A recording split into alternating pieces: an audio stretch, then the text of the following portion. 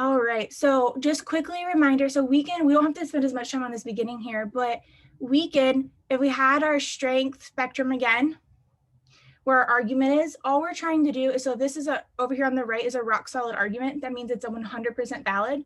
All we're trying to do here is get as far away from the rock as possible.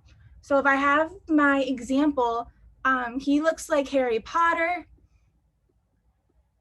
which is my premise. And my conclusion is we're going to get married. What premise could we add to this that would weaken my, what I think, awesome argument? So everyone think of a premise we could add that would weaken my conclusion or weaken my argument. I don't need to get married. Oh, go ahead and take 20 seconds so everyone can think. You're totally fine. Yes, this Harry Potter looking guy is already married. Excellent, Taylor. Yeah, if he's already married, I can't marry him. At least in the United States right now, you can't be married to two people at once. I guess if you're in a sister wives scenario, but yeah. And I'm not wanting to be a sister wife. Excellent. Oh yeah, Katie, I'm a nun and I'm not allowed to get married. Excellent. That would weaken it. We had, I'm 12 years old and I'm not allowed to get married. Yes, that would be another great reason. Or I'm in law school and it's not smart to get married during law school. They say you can come into law school married beforehand or you can get married after, but getting married in law school is very challenging. Apparently that first 1 year and first year of marriage are both difficult. I don't know, that's what I've heard. He told me he would never marry me. Oh, Katie, stop breaking my heart. He doesn't want to marry me. Yeah, that would weaken it. He told me that he's just not interested. He's like, you are too much for me. What are they? He's like, you're a muggle. I don't marry muggles. Okay. So just quickly, what are our question example stems? Which of the following, if true, most seriously weakens the argument? Really just pay attention to these. Most seriously weakens, most seriously calls into question, most seriously undermines. Those are the three most common stems. And then just pay attention to this if true. Because if true means which of the following if true, that really helps us to know that we're bringing something in from an answer choice, that it's one of those bottom up questions that we get to bring in new information for. This is going to be like essentially the same thing. Read the stimulus and find out the conclusion. Figure out what's wrong with the argument. Why don't the premises prove it? Except instead of trying to solve and add why the premises don't prove it, we want to expose this. So whatever is wrong with it, we want to blow it out of the water. We want to make it so obvious. It's like, we're going to put billboards up everywhere that he is married, Nicole, you cannot marry him. That's what we're trying to do here. Where if we were strengthening it and he was married, we'd be like, yeah, but here's a divorce lawyer for him, right? But here we're not finding the divorce lawyer. We're like putting everywhere that he's married. And we're going to predict as well. And then we're going to assume all 5 answer choices are true and just ask ourselves, does this answer hurt the conclusion more? And once again, we want stronger answers than we want strong answers. All right, go ahead and try this one on your own. Oh, I forgot my little slide. I'm so mad. Oh, here it is. Sorry, one last slide quick. It's just like what we do on strengthening questions, except the opposite. That's what's that called? A either or black and white thinking fallacy. It's either or, but anyways, so instead of denying that alternative explanation before, where we were saying, oh, it's not that, so it's more likely that this is true. This time we're going to promote an alternative explanation. So we're like, hey, but look at this shiny thing over here. Are you sure you really want that? Because look at this option. So this might be, yeah, but have you seen all the other guys that look like, someone throw someone out, I can't even think. An attractive person in life. Draco. Who? Draco. Drake, I don't know who Draco is. Draco Malfoy. Malfoy. What? No, that doesn't. Oh, sorry. I wasn't thinking that. I was thinking like Matt or I can't even think of an attractive person. Zac Efron. Zac Efron. There we go. Have you seen all the guys that look like Zac Efron? So we're promoting these alternative explanations. And I'm like, well, do I really want the guy that looks like Harry Potter if I can have the guy that looks and sings like Zac Efron? Or do you want that specific guy that looks like Zac Efron or the specific guy that looks more like Zac Efron? I want the guy that looks, or do you just want Zac Efron? I'm just kidding. But here, do we see how by promoting that, is that guaranteeing that I'm not going to marry the guy that looks like Harry Potter? No. I still could, but a weakening question just makes it less likely because now I have all these options. This time, instead of promoting the evidence relevance, we want to deny it. So this time we're going to say people's looks have no correlation to the happiness of your marriage. Does that, if we would say that, would that deny why looking like Harry Potter is relevant to my conclusion? If I said there's no correlation that people's looks correlates with people's happiness in their marriage. But do you think, okay, does it matter that he looks like Harry Potter? We're going to attack, you could attack the evidence validity. So it happens more on this end. So if we have a study and I'm like, yeah, but Nicole, you only know 5 people. If I only know 5 guys, that's not very many options. So maybe I'm picking the best out of 5, but there's really not it's like, yeah, but Nicole, you need to leave Wayne County and go see all these other options in the world. I'm attacking the validity by saying it's too small of a sample size. Do you really know what you want? And then providing additional evidence to attack the conclusion. This could just be, yeah, but he's a jerk. He might look like Harry Potter, but he's a jerk. Would that weaken my conclusion? Awesome. Is this helping? And Katie's like, I've been through this 50,000 times. No, it's still great. This is how we become faster, right? Like memorize how we can do this. All right, so now go ahead and try this question. Violent crime in this town is becoming a serious problem. Compared to last year, local law enforcement agencies have responded to 17% more calls involving violent crimes, showing that the average citizen of this town is more likely than ever to become a victim of a violent crime. My mom would read this and believe it, and she'd be sending it to me. She'd be like, did you see this in the news, Nicole? And I'd have to talk her out of it, like 100%. Like, I'm gonna send this to her as a fake article. Just be like, have you seen this? And she'll post it on Facebook, and then the world of Facebook will happen. Anyways, what is our conclusion here? Kamani? That the average citizen of this town is more likely than ever to become a victim of a violent crime. Yeah, and what is this author's reasoning for that?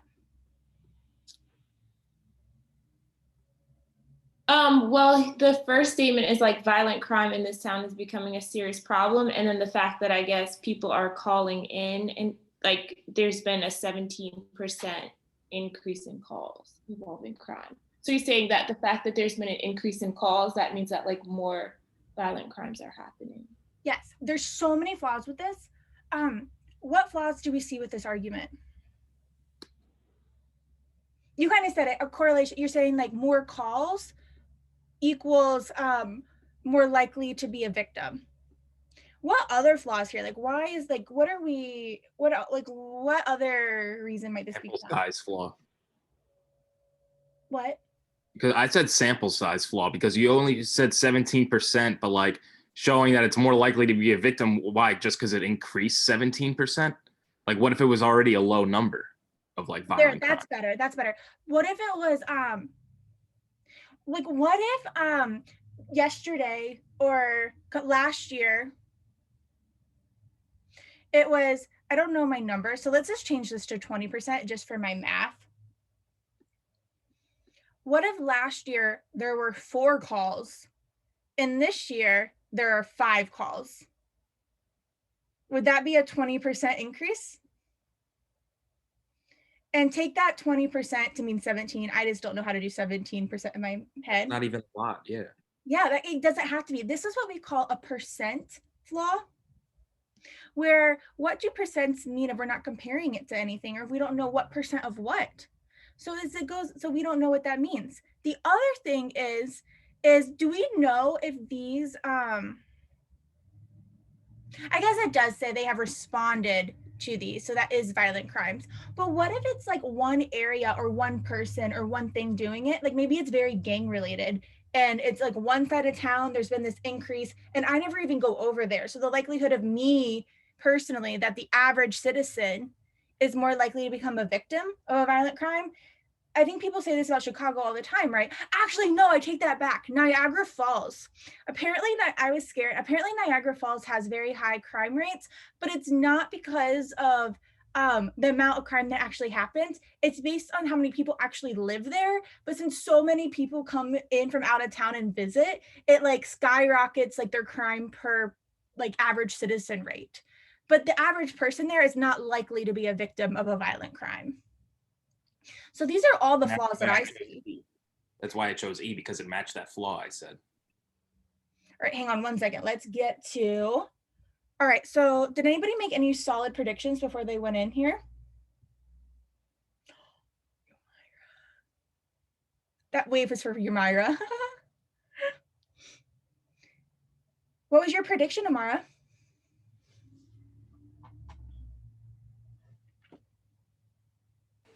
My prediction was that just because there's 17% more, like they're making it like the thing where like just because there's an increase in percentage means that, you know, it directly correlates with something else, you know, increasing as well. So initially that's what I was thinking and that's what I was looking for in this, like a flaw thing. I was trying to weaken that. I was trying to get on that flaw and find something that would weaken that further. Excellent. Okay, so E is wrong because it says community officials have shown that a relatively small number of repeat offenders commit the majority of violent crimes. So this is different than what I predicted because this is just saying that there's repeat offenders committing a majority of the crimes. What I predicted was all the crimes are happening way over there, and so I'm not likely to be involved. These repeat offenders could be hurting people all over town, right? They could be just breaking into people's houses and hurting them. And it's not like Chicago where it's a very specific area where that's happening, or Niagara Falls type of thing. Whereas C, as a result of the town's community outreach programs, more people than ever are willing to report violent crimes to the proper authorities. Yes, they've started putting those, like, if you see something, say something signs everywhere. So it's not that there's an increase in crime, it's just that if people see something, they're just more likely to call it in. Showing that they're not going to be a victim, weakening the fact that they're going to be a victim. It's weakening the fact that you're just not more likely to become a victim. It's just saying, it's explaining why there's been an increase in calls. All right. Katie, can you read this one for us out loud? There are certain pesticides that, even though they have been banned for use in the United States for nearly 30 years, are still manufactured there and exported to other countries. In addition to jeopardizing the health of people in these other countries, this practice greatly increases the health risk to U.S. consumers. For these pesticides are often used on agricultural products imported into the United States. All right, walk us through this one, Katie. What do we do? What tell us what it means, our conclusion, our reasoning? Yeah, so we've got these pesticides and they're not allowed in the US or can't be used in the US. But yeah, you can't use them in the US, but they're still made here and we send them out to other countries. And so these pesticides, they could potentially harm people in other countries. And also, even though they're banned here, it's still a risk to US consumers because people who then have the pesticides that we sent them then put them in the products that then come back to us anyway. Okay, what is our conclusion? This practice greatly increases the health risk to US consumers. Awesome, and this has one of my favorite prediction words, for. So for, since, and because are all introduced premises. So we could say it's hot outside, or we should get ice cream since it's hot outside. We could say because it's hot outside, we should get ice cream. Or we could say we should get ice cream for it is hot outside. All of those introduce premises. So if we're struggling to find conclusions, that is one helpful tool to find either a conclusion or a subsidiary conclusion. Awesome. So we're saying, hey, this practice greatly increases the risk to US consumers. And we're saying this because these pesticides that are banned in the US are being exported. So these, all we know are these pesticides are banned in the US, but we send them to other countries and the other countries use them. And then the food that they produce comes back to us. So we're saying this practice greatly increases our risks. So this is a weaken question. So what are we trying to essentially say, Taylor? So we're trying to say that this wouldn't either it would not decrease the health risk, but maybe it's not a great increase of their health risk by doing this. Yeah, it does not greatly increase or does not increase the health risk. What predictions did we make?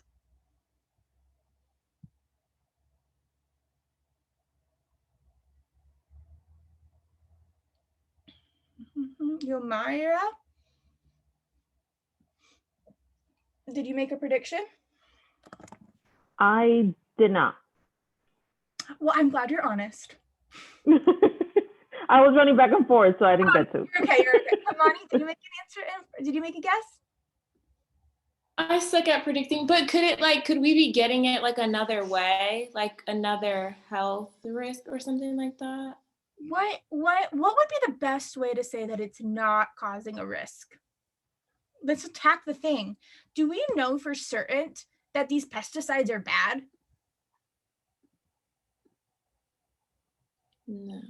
No. How I would weaken this is just by showing that there's no science that actually shows that pesticides are dangerous. Maybe we just have them banned because people got crazy and decided they didn't like I'm a fan of GMOs. Don't want to get on the topic, but I'm a big fan of GMOs. And so sometimes people don't want GMOs just because they think that they're bad. Personally, I don't think they're dangerous, but there's labeling for them. Maybe that's how these pesticides are. I don't know. So if we said the pesticides aren't dangerous, then it's not that big of a deal. Or maybe we could show that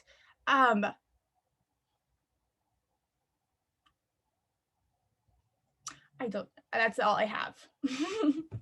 Could we say that could we say that the pesticides in the products that are being imported, maybe they're very, like a very, very small trace of them is in there. It's not like you could still get. It's not great. Yeah, I would think that would weaken that it's not greatly increasing.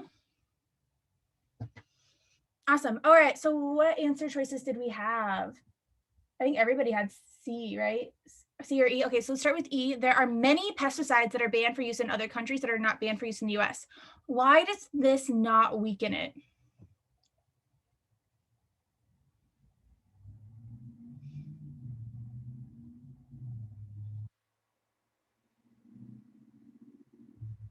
I'm not sure, but I think they're talking about other pesticides, not this specific one, because they said many. No, well, they said many pesticides. So what's many mean? Many means many things. We don't even really know what many means. But it's just saying there's many pesticides that are banned for use in countries that are not banned for use in the US. Oh, I get what you're saying. Okay, yes, you're right. Talking about other pesticides. Yeah. Yeah, that's what I was thinking. Pesticides are banned in the US. The ones that we're specifically talking about are banned in the US, so it can't be these. But also, what does these ones being banned in other countries and not being banned in the US have to do with these pesticides not increasing their risk to US consumers? All right, and then C, the US is not the only country that manufactures and exports the pesticides that are banned for use in the US. Why did people like this one?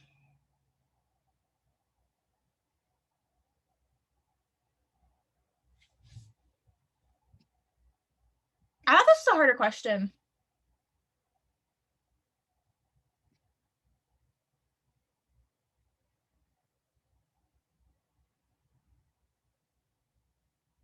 So, I mean, I'm looking at that and I'm thinking just because other countries do it still doesn't tell me about the increase or not of the health risk. All right, so this one's hard. So one, did a lot of people get to this answer just by process of elimination? Great strategy if you did. So E, we could cross off. D, we could cross off because the banned pesticides pose a greater risk to people in the countries in which they are used than to US consumers. Well, they might be worse in those countries, but that doesn't mean that they're not still dangerous to us, right? They could be they could be like 100% fatality to Europe and 99% fatality to the US, right?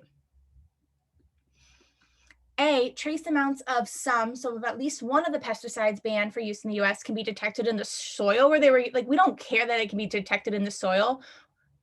What does that have to do with getting into our food supply? B, most, so I at least like that this is a strong word, most of the pesticides that are manufactured in the US and exported are not among those banned for the US. Okay, cool. Most of them are manufactured in the US and are exported, aren't actually banned here. Cool, but are those the pesticides we're talking about? No. All right, C, the US is not the only country that manufactures and exports the pesticides. This isn't what I was predicting, but if we go back to our conclusion, we say this practice greatly increases. Well, if we're selling something to someone and a bunch of other countries are selling the same dangerous thing, then is it us selling it that is greatly increasing it? Like if we stop doing it, if we stop selling it to them, would our health risks decrease? Probably not if we're importing those things from other countries. Because they're just going to keep doing it. They're just going to get the stuff from somewhere else and sell it to us. So us actually banning it, but manufacturing it and selling it to other countries isn't greatly increasing our risk. So C is our right answer. All right, let me see. All right, I have one more question. Do you want to do one more or you guys want to call it quits? One more. Yes. Two more. I only have one more on my side, so it has to be one. Sorry. Okay, so this one. In 1955, legislation in a certain country gave the government increased control over industrial workplace safety conditions. Okay, so in 1955, there was this rule in a certain country that gave government more control or more power over industrial workplace safety conditions. I'm like, all right. Among the high-risk industries in that country, the likelihood that a worker will suffer a serious injury has decreased since 1955. Okay, so if we're just looking at the high-risk industries in this country that passed this law, the likelihood that the worker will suffer a serious injury has actually decreased since 1955. Okay, cool. So the legislation, therefore, has increased overall worker safety within high-risk industries. Nicole, I have a quick question. Yes. So we try. So yeah, like, I think you were about to ask. We're trying to like weaken the idea that it wasn't because of the legislation. Wait, we're not there. Hold on one second. Let's walk through it for everybody. What is our conclusion here? Zach, what's our conclusion? Therefore, the legislation has increased overall worker safety within high-risk industries. Our reasoning for that is that in 1955, that's when this legislation that controlled government's power over the safety conditions happened. And when we're looking at these high-risk industries, the likelihood that a worker suffered a serious injury has decreased in that same year. So from that, we're trying to say, therefore, this legislation has actually increased overall worker safety within these high risks. What flaw do we have here? I'm seeing the flaw of the legislation gave the government increased control, but does that mean that they implemented certain, I don't know, rules and regulations for the industries? Yeah, did anything actually change? Yeah. Did they do anything? Decrease, increase flaw. What other flaws do we have? Decrease, increase? Not decrease. I don't know what that, like, what? Like they're saying like it decreased, but it actually increased. So like among like the likelihood that a worker will suffer has decreased, but numbers have shown that it's actually increased. So I don't know like the specific name for it, but it's no, but numbers decreased. We're saying that safety went up because likely of serious injury went down. So that makes sense. well, because of the legislation. But yeah. What other flaw? Katie, what flaw do you see? Wait, did you call on me? Mm-hmm. What flaw? Oh, I was kind of thinking along the same line as Zach in terms of like a causal flaw. Yes, Like the causal. There you legislation go. is the cause of the increased worker safety. Yeah, this is how do we know that the legislation is what increased that actually did this? But also, what if it increased, like you're less likely to have a serious injury, but does that mean that there's not going to be overall worker safety? What if there's a bunch of minor issues that are happening, like a lot of sprained ankles? I don't know. Or mental health. Maybe there's a lot of people are just, like they're overworked now and they're just like not doing well. Any one of these would expose that this legislation has not actually increased overall worker safety. All right, go ahead and read these answer choices and put your answer in the chat.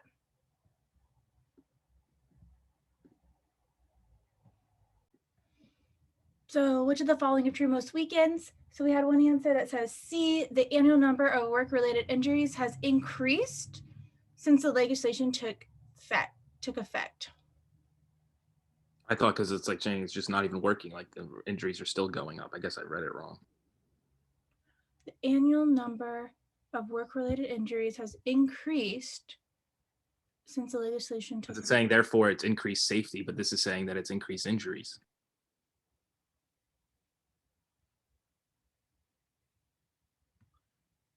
Let me read A. Because of the technological innovation, most workplaces in the high risk industries do not require as much unprotected interaction between work. Oh, okay. So this is, I C is a very tempting wrong answer. But what our conclusion is that it's the legislation that has caused the increase in safety. So I'm saying that there actually is an increase in safety. And so what A does is it gives us it promotes an alternative explanation of what's causing the decrease in serious injury. And so that's the technical innovation. It's providing an alternative explanation. Where C, when I just read C alone, it's hard to eliminate, but it's saying that the annual number of work injuries has increased since the legislation took effect. We don't know the high risk one. That would just be saying like, hey, there's more work-related injuries, but it's not really attacking the conclusion as directly as A is. And it's not mentioning anything about high risk. Correct. All right. Did everybody, so that is my overview on weekend questions. Would people like an advanced strength and weekend class where we come in and we do advanced stuff? I think a lot of people would probably like that. I can send this out.